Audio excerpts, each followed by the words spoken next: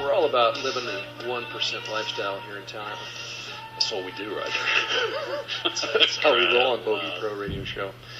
A good friend of ours, Tony Glover, is joining us, and he is the CEO of a lifestyle magazine called Golf and Lifestyle Magazine, which caters to the high-end side of things, which is perfect for here in the Des, because arguably, at any given time in the winter, this might be the most affluent place in the world. Agreed. Very high-sided.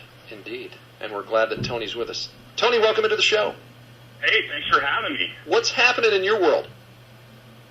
I mean, everything's fantastic.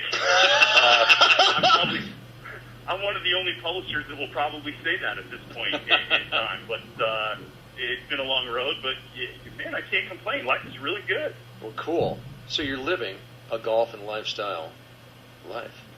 I am. And it's a pretty neat company we've built. We've built a real all-star cast from front to back of people that are phenomenal golfers and understand the luxury business. And it's been a long 4 to 5 years to get to the point that we needed to get to get our product out the way that I envisioned it 4 or 5 years ago. And we're finally there, and it's really exciting. Well, tell us, how did you get involved in the magazine business? You want me to be totally honest with you? No, lie to me. Okay. Make it good. Too much wine in a napkin when I complained to a guy that wasn't doing a very good job with the publication, that my advertisers, when I owned an ad agency, weren't getting the result they needed, and he said, buy it off me. And so I did. So here I am. Attaboy, I like it. It was a really bad decision. Woke up the next morning and went, oh, what did I do? I did. I thought, I'm a publisher now, and I don't even write an email past 3 sentences. What am I going to do? And here we are today with a company that's growing across the country, and I'm excited, and it's a real fun time to be a part of our company. Well, I have seen and read the magazine. The first one I saw had a Gulfstream flying over some water. And it's a great look. It's glossy. It's obviously, like I said, you're tailoring to a certain demographic. And why did you choose that? Well, obviously with what's happened in the last 5 to 6 years with the economy and publishing in general with the internet and where people were getting their information, we realized that we had to become a niche publication to make our mark. And so what we did was we had retooled the entire company from being essentially a Northern California golf publication that was printed on high stock and good photos to really going after that Rob Report group, if you will. And it turned out to be a great business decision. At first it was a gamble, but it turned out to be a great idea because people who play golf, we're 12 rounds a year to the top 3 to 5% of people in every market. And now our advertisers, the key behind the business move was that our advertisers are getting 100% of the demographic they're trying to reach for their dollar, as opposed to us putting out a certain amount of magazines that are only hitting, let's say, 20% of those people that can buy the Porsche with their credit card. All right, so you brought up a good point. So instead of absolutely just sending this magazine out to millions of people hoping to get the right eyeballs on it, you've spent the time to figure out where those eyeballs are, bring down the volume of printing, and try to get it directly into their hands, correct? We have, absolutely. And it's been, you can't survive without your advertisers. I mean, it's just the way it is. So for the people that we have, and we consider them partners, we're making sure that when they're spending their money, as opposed to going to another publication that may say, hey, 22% of our magazines hit this affluent group, we're saying 100% of our readers are seeing it. And it turned out to be a pretty good business model. It was an interesting move to make in the niche market, but it totally worked out. And as you know, we're 80% lifestyle sprinkled with golf, and I think one of the big differences with our publication is that we don't have course reviews, and we don't do things like that. I mean, our readers want to read about how they can buy a Ferrari and how many golf clubs they can put in it and how far will the trip be being comfortable. They want to know where they can rent a jet. They know that if they're going to go play in the desert, they know where they want to play. They want to know what to do when they're not playing. And that's what other golf publications don't do, and that's what we've decided to do. So how did you come up with that solution to get the magazine into the hands and have the eyeballs? Are the people buying the magazine, or are you factoring in your budget or whatnot? You're sending these magazines for free?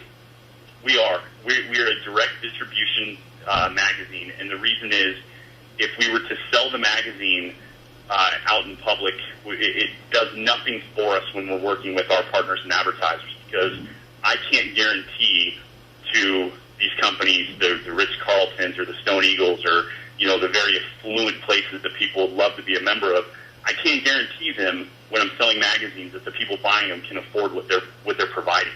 I'm glad you mentioned Stone Eagle. I can. I'm glad you mentioned Stone Eagle. Also, our friend Justin Amelin called in earlier. He's off playing golf and having a good time, and that's where you and I met, up at Stone Eagle, which is a phenomenal golf course. I came up with a term that actually is used on my sponsor's website, or the first hour of the show was brought to us by Landmark Golf, and came up with a tagline that golf is a sport like no other. It creates lifestyles that help build communities. And we're sitting in a community that is basically revolves around that sport. And it sounds like your magazine is hand in hand with that. It is. I mean, there's no better place to play golf than the desert. I mean, when you're down there in the winter, and I've spent the last couple of winters down there, it's wonderful. And you guys do cater to a very affluent group, and it's an advertiser's dream to get down there and get involved in the community, which we did last year. And we did learn a lot about the desert when we were there. We learned that really the advertisers in the desert don't really need to advertise because everybody knows they're there. They're looking for that, the Orange County, San Diego, LA group that comes over. And so, by trial and error, we've ended up where we are today, and we've had a lot of errors, but they've been great learning experiences, and I'm really excited to see where the company's going to go. Well, I look forward to learning more about your company. It's interesting, and I know that you guys are go-getters, and you got a good magazine. You got a good magazine for sure. So you spend a lot of time down here in the Coachella Valley, correct? I do, yeah. Well, I love it. What did you think? Your first experience at Stone Eagle, what did you think of that place? Well, I always have to be careful in how I answer questions like this, but I have no problem putting this out there.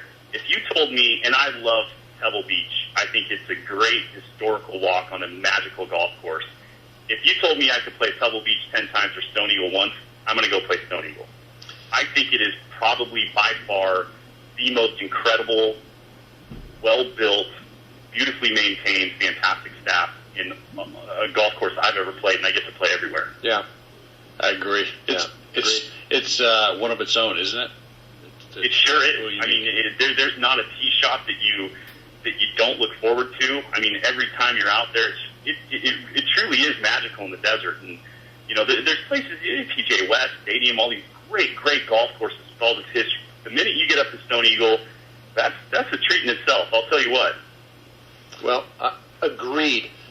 People that are listening to the radio show, even though they may not have the right address to have this magazine sent to them, is there any way? Can they see it online? Can they experience it somehow? They can. We are online, and we do have a comp list. So we get numerous requests all the time to get the magazine. We're happy to send it out. And I should clarify, we'll send it out to anybody who wants to see it, and we love it. We appreciate it so much to be able to do that. It truly is a gift to us. But we just don't use that in our advertising demographics with our advertisers, just to clarify it. Well, Tony, we appreciate you spending some of your weekend with us. Again, look forward to getting to know you a little bit better and teeing it up. And, again, thanks for being on the Bogey Pro Radio Show. I can't wait. Thank you so much, guys. All right, man. You have a great weekend. All right, take care. You bet.